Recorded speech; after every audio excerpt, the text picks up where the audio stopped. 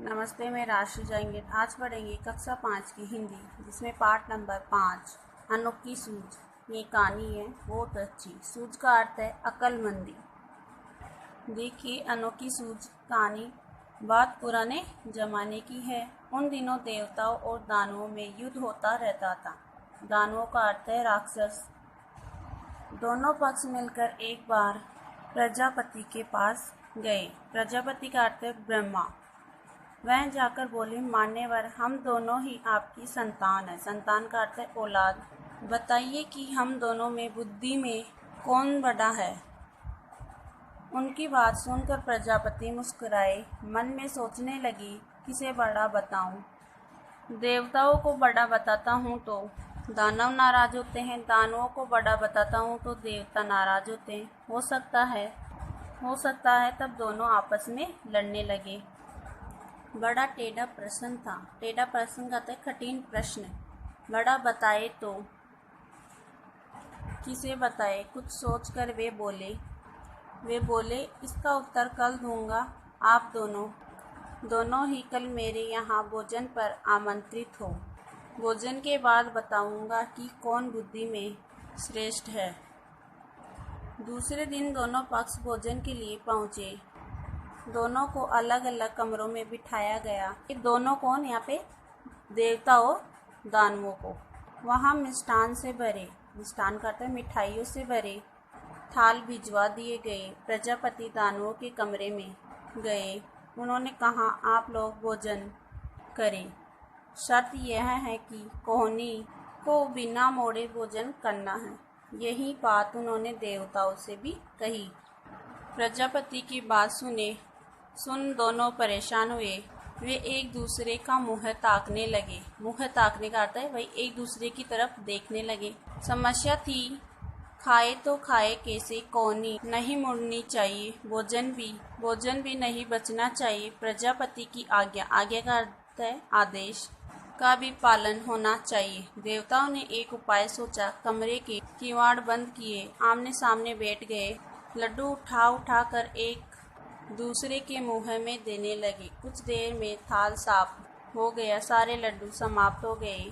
न हो हल्ला न शोरगुल। देवताओं ने शांतिपूर्ण भोजन किया। इस पैराग्राफ में देखेंगे कि राक्षस किस तरीके से खाना खाते हैं। देखिए, दानव अपने कमरे में परेशान थे। सोचने लगे, बेकारी यहाँ आए, नहीं आते तो यह परीक्षा तो नहीं देनी पड़ती। आ ही गए हैं तो परीक्षा देनी ही पड़ेगी। दानवों ने भी किवाड़ बंद किए। लड्डुओं के थाल पर टूट पड़े। लड्डू लेकर ऊपर उछालने लगे। लड्डू जब नीचे आते तो मुँह खोल लपकते। लड्डू जमीन पर गिरते और चूर चूर हो जाते। चूर चूर होने का अर्थ बिखरना। कमरे से हो ही की आवाज़ें आती रही। चीखते चिल्लाते और लड़ते झगड़ रहे। सारी स्थिति स्पष्ट थी। प्रजापति ने कहा, देवता ही श्रेष्ठ है। जानते हो क्यों? राक्षसों से कहते हैं कि देवता ही श्रेष्ठ है। प्रजापति, जानते हो क्यों?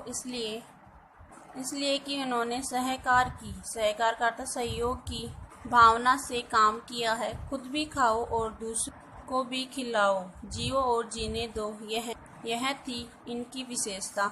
इन्होंने बुद्धि से काम लिया, सूझबूझ दिखाना यानी अक्लमंदी दिखाई। ये आमने सामने बैठ गए, एक दूसरे के मुंह में लड्डू देते रहे। थोड़ी देर में थाल साफ कर दिए। दूसरी तरफ दानवों ने शर्त का पालन किया। लड्डू उछालते रहे, उन्हें पाने के लिए लपकते रहे। न खुद खाए न दूसरों को खाने दिए। लड्डू तो बिगड़े ही, पेट भी न भरा। इस पाठ से ये शिक्षा मिलती है कि जियो और जीने दो, खुद भी खाओ और दूसरों को भी खिलाओ।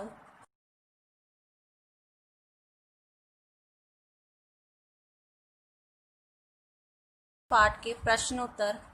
पहला प्रश्न है, प्रजापति किसे कहा गया है? उत्तर है, प्रजापति ब्रह्मा जी को कहा गया है। अगला प्रश्न है, पहले दिन प्रजापति ने देवताओं और दानवों को क्या उत्तर दिया? उत्तर देखिए, पहले दिन प्रजापति ने दोनों को यह उत्तर दिया कि मैं तुम्हारे इस प्रश्न का उत्तर कल दूंगा कि दोनों में श्रेष्ठ कौन है। अगला प्रश्न देखिए, देवताओं और दानवों ने प्रजापति से क्या प्रश्न किया।